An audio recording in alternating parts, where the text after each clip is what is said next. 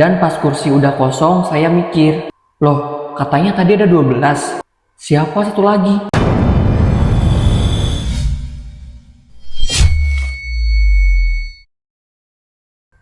Halo semuanya, kembali lagi bareng gua Bintang Resa di Cerita Malam. Kali ini gua punya cerita dari narasumber gua yang merupakan seorang kondektur bus. Kalian pernah kepikiran nggak kalau bus malam yang kita tumpangi itu nggak semua penumpangnya merupakan manusia? Cerita ini datang dari seorang kondektur bus malam jurusan JB dan kondektur ini bernama Pak Asep. Tanpa basa-basi lagi, cerita malam kita mulai.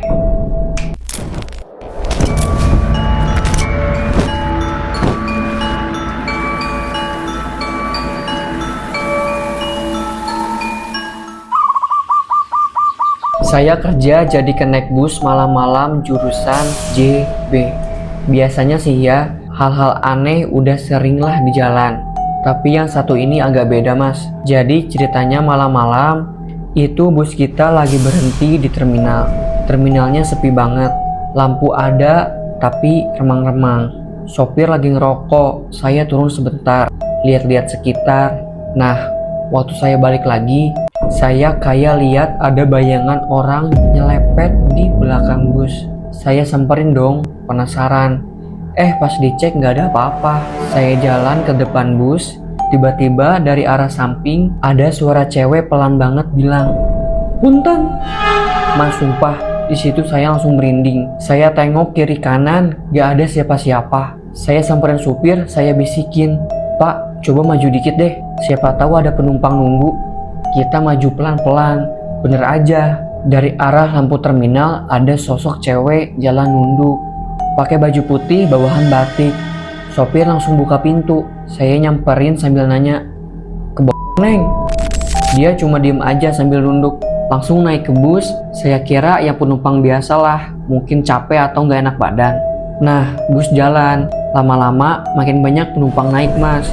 Sampai akhirnya kita masuk tol.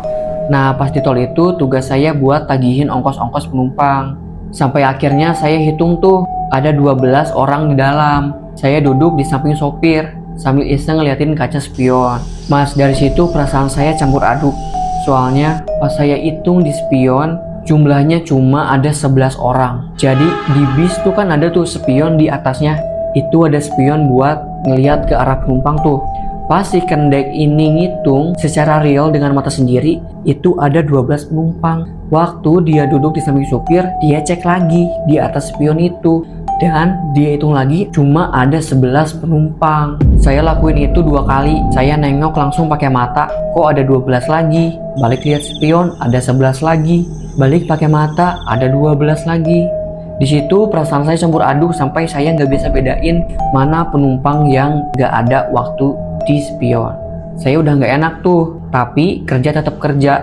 Mungkin pantulan kaca atau ada yang nggak kelihatan di kaca.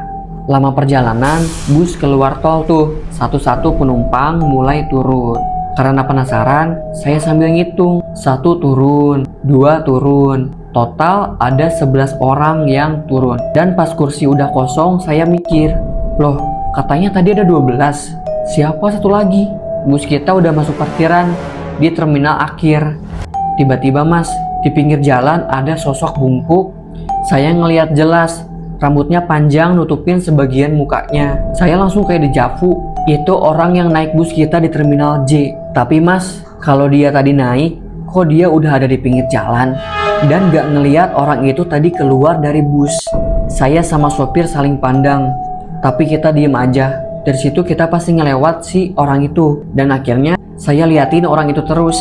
Dan mas, semakin deket, muka itu semakin jelas kita lihat. Mukanya itu bolong, hitam, gak ada mukanya. Kita langsung buru-buru tuh parkirin bus buat kita pulang. Pas kita berhenti, saya buka dompet buat hitung uang ongkos tadi. Dari tadi kan totalnya 12. Nah, pas saya hitung lagi, uangnya tinggal buat 11 orang doang. 1 ongkos hilang. Dan di lipatan dompet saya yang ada cuma sejumput rambut panjang yang gak tahu punya siapa. Jadi waktu bis ini sampai di tujuan akhir di terminal B, dia ketemu lagi sama sosok yang waktu itu naik di terminal J.